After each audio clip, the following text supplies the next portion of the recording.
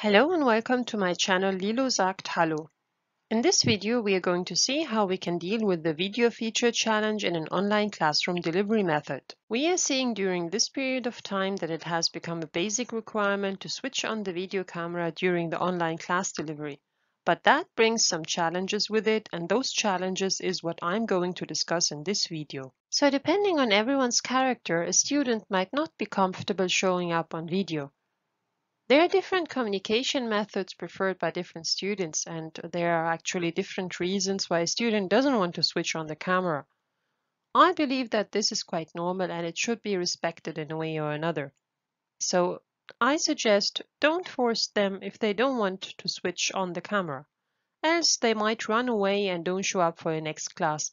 As an alternative, ask them to put a profile picture showing their face clearly. You as a teacher might not be comfortable as well showing up on video, but for a teacher this is inevitable. Sometimes you simply have to. By time you will get used to it and you will feel more comfortable with this feature. Previously you were used to see your students in a real classroom and you could interact in a perfect way.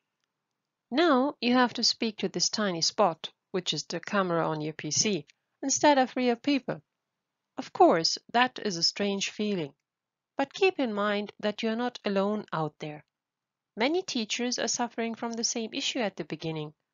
But on the other hand, when you watch videos on YouTube, you see that there are millions of people who can speak to the camera very well, and they're doing a great job. And so can you. You just have to practice, and by time you will get much better. Keep in mind also that it has a big impact on the audience. Just imagine yourself being a student watching the video. You would like the teacher to look into your eyes while talking to you rather than looking down up. You also wouldn't like to see only the forehead instead of a normal view of the teacher's face. Check out YouTube videos giving some best practice on this. They are very useful. Another challenge is that you might not have a suitable professional background present right away. If that is the case, try rearranging a few things in your living space to create a suitable background for your class. Switch on the camera on your PC, record a moment, and then play back the video. Now you can determine yourself how your setup would be perceived by the audience. Compare also different backgrounds you see on YouTube teaching videos to get some tips. Some conferencing tools provide a virtual background option. It is useful, but you should not make many movements while speaking, else that feature might not work in an optimum way. One of the most challenging things in online learning in some countries is a limited internet bundle and low internet speed. Video streaming consumes lots of bandwidth, while the internet bundle you or the students are subscribed to might not be enough to cater for video streaming. So both sides should consider investing in an upgrade to enable more efficient virtual learning. Note that even if only you or one student is sharing video, the consumption would be high for all.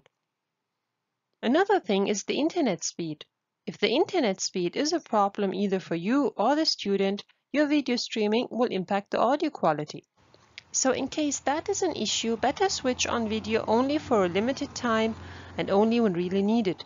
You can still deliver a great online class without turning on the video camera all the time. Now we talk about a non-technical challenge of the video feature, and that is the student's behavior. We could have lots of issues arising from students' misbehavior while switching on their video camera. Some students might not be suitably dressed. Some others might not sit appropriately, like for example, they attend the class from their bed or lying on the sofa.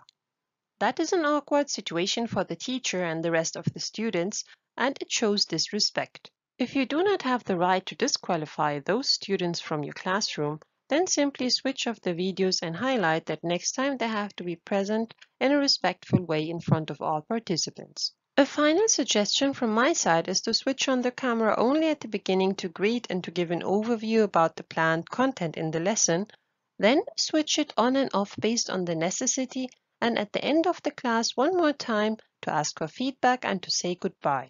This video has presented some challenges people face while teaching or attending online classes, and some solutions have been suggested to overcome those challenges. I hope you liked the video. Thanks for watching and good luck.